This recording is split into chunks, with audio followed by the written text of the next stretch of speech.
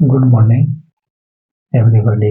आज हम लोग हिंदी साहित्य से संबंधित लेखक जयशंकर प्रसाद द्वारा रचित कहानियों के बारे में अध्ययन करें। इससे संबंधित प्रश्न बीए में तथा प्रतियोगी परीक्षाओं में पूछे जाते हैं। जैसा कि हम जानते हैं कि जयशंकर प्रसाद एक हिंदी साहित्य के ऐसे समय में उनका पदार्पण हुआ जब भारतेंदु हरिश्चंद्र का अवसान हो चुका था और हिंदी साहित्य में बहुत सारे रचनाएं हरिश्चंद्र के बाद, जिस तरह से हरिश्चंद्र नाटक, निबंध, उपन्यास, कहानी लिखे, ठीक उसी तरह से जयशंकर प्रसाद हिंदी साहित्य में नाटक, कहानी, उपन्यास आदि लिखे। यद्यपि कि उनको ज्यादा प्रसिद्धि उनके नाटकों से ही मिली, लेकिन इसके बावजूद भी वे हिंदी के अन्य विधा जैसे उपन्यास, निबंध और कहानी भी लिखे। हम उनके कहानियों के बारे में ही अध्ययन करेंगे। उससे पहले कि उनका जीवन परिचय को हम लोग देखते हैं, उनका जन्म जो है, उनका जन्म बनारस में हुआ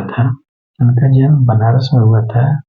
और उनका परिवार जो था सुमनी साहू परिवार के नाम से जाना जाता था, जो व्यापारिक परिवार था, व्यवसाय से जुड़ा हुआ परिवार था।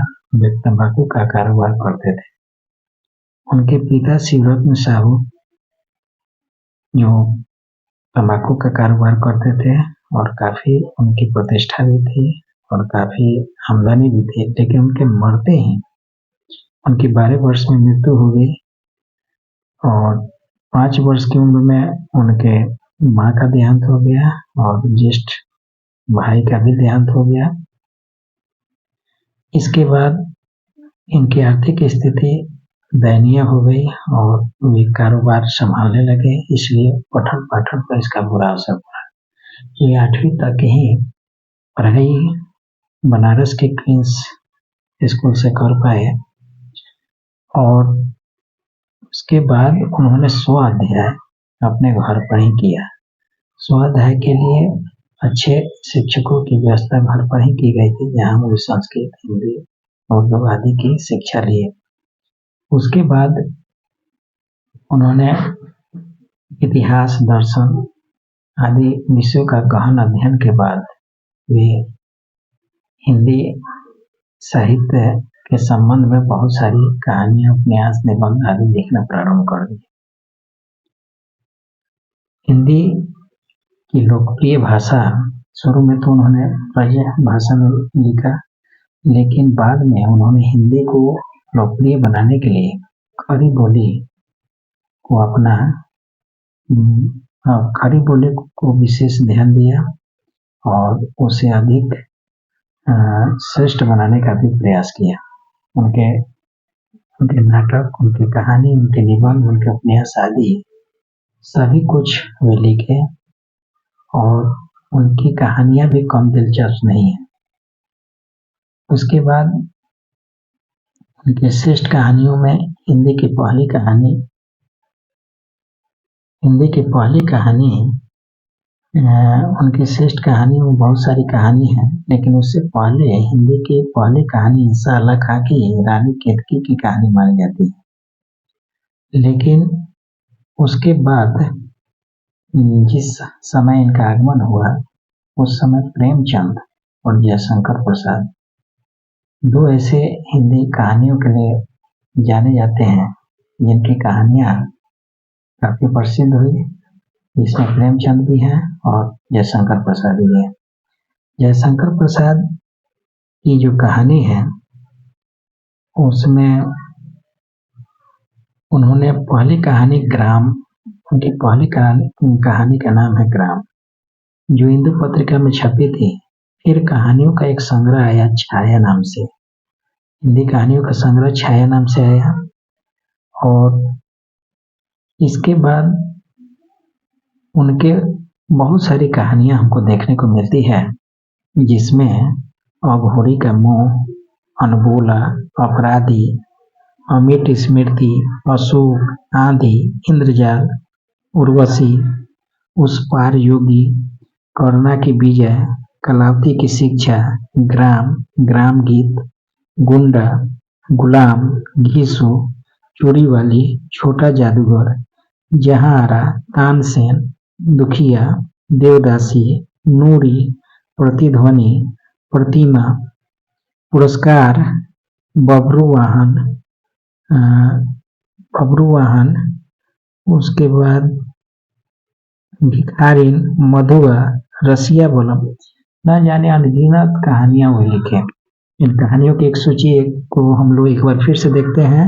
अघोरी का मोह, अनबोला, अपराधी, अमिट स्मृति, अशोक, आंधी, इंद्रजाल, उर्वशी, उस पार योगी, करुणा की विजय, कलावती की शिक्षा, ग्राम, ग्राम गीत, गुंडा, गुलाम, घीसू, चोरी वाली, छोटा जादूगर, जहारा, तानसेन, दुखिया, देवदासी, नूरी, प्रतिध्वनि, प्रतिमा, पुरस्कार, बबरू वाहन, भिखारिन, मधुआ और रसिया बलम। ये इनकी अनगिनत कहानियां हैं और इस कहानियों को लेकर उन्होंने हिंदी साहित्य में अपनी एक जगह बनाई, एक पहचान बनाई। और ठीक उसी तरह से जैसे हिंदी साहित्य में प्रेमचंद ने भी बहुत सारी कहानियां लिखी और प्रेमचंद इस तरह से उपन्यास के जादूगर कहे जाते हैं, ठीक उसी तरह जयशंकर प्रसाद नाटक के जादूगर कहे जाते हैं। उन्होंने नाटकों में भी ज्यादातर नाटक ऐतिहासिक नाटक लिखे। आइए हम कहानियों के कुछ विशेषताओं को देखते हैं। उनकी कहानियों में निम्न विशेषताएं हमको देखने को मिलती हैं। उनकी कहानियां सामाजिक समस्याओं को लेकर लिखी गई कहानी। जयशंकर प्रसाद ने बहुत सारी कहानियों को लिखा जिसमें सामाजिक कहानी, जिसमें महिलाएं, समाज में जो भी यथार्थपूर्ण सामाजिक घटना परिघटना थी उसको लेकर उन्होंने अपनी कहानी को विषय बनाया और उस कहानी को जीवंत बनाने का प्रयास किया। इसके अलावा उन्होंने जो भी कहानी, दूसरी विशेषता है यथार्थपूर्ण कहानी, यानी जयशंकर प्रसाद ने जो भी कहानियां लिखी वो झूठ मूठ या गल्प कहानियां नहीं लिखी, बात बनाने वाली कहानियां नहीं लिखी। उन्होंने बिल्कुल समाज के यथार्थ को, यानी सच्ची जो समाज में घटने वाली घटनाओं को अपने विषय वस्तु के रूप में चयन किया। और यही कारण है कि इस युग के जो भी कहानियां लिखी जा रही थी, चाहे प्रेमचंद द्वारा चाहे प्रसाद जी द्वारा, वे यथार्थपूर्ण कहानियां थी। इसके बाद इस समय जो कहानियां लिखी जा गई उसमें मधुर और मार्मिक प्रसंग की विस्तार से चर्चा की गई है, यानी मधुर और मार्मिक प्रसंग जो दिलों को छू जाती। ऐसे लगता था कि जैसे कहानियां हमारे इर्द गिर्द घट रही है और ये कहानियां हमें कुछ समय तक सोचने के लिए बाध्य कर देती थी। उसके पात्र, उसके चरित्र इतने प्रबल थे कि हमारे दिलो दिमाग में उनके मार्मिक घटनाएं हमारे दिलो दिमाग में घूमने लगती थी। उस समय के कहानियों में ऐतिहासिकता का दर्शन भी देखने को मिलता है। कुछ ऐसे पात्र थे जो इतिहास से लिए गए थे और उस पात्रों को इस ढंग से प्रस्तुत किया गया कि कहानियों के साथ साथ ये पात्र भी अमर हो गए और ये पात्र आज भी हमारे दिलो दिमाग में छाए रहते हैं। यह उस समय की कहानियों का ही प्रभाव है। उसके बाद इस काल की जो कहानियां लिखी गई उसका संस्कृति से पूरा लगाव है, यानी हमारी संस्कृति, हमारी जो परंपरा, हमारे रीति रिवाज के अंतर्गत रहते हुए हमने उस समय की कहानियों को देखा कि उस समय की कहानी का संस्कृति से काफी लगाव दिखता है और यह हमें कहानी पढ़ने के बाद ही दिखाई देता है। इसके बाद इस समय कि जो कहानियों का एक विषय वस्तु की घटना जो पहले की कहानी जो लिखी जाती थी वो घटना को लेकर तब लिखी जाती। अब घटना की जगह पर उसको परिस्थिति जन्य बना दिया गया और परिस्थितियां ही अपने आप बोलती है, घटनाएं होना कोई जरूरी नहीं था। इसके बाद अ, उस समय अनुभूति को मनोवैज्ञानिक रूप प्रदान किया गया, यानी लेखक की जो अपनी अनुभूति थी उसको मनोवैज्ञानिकता के साथ उसका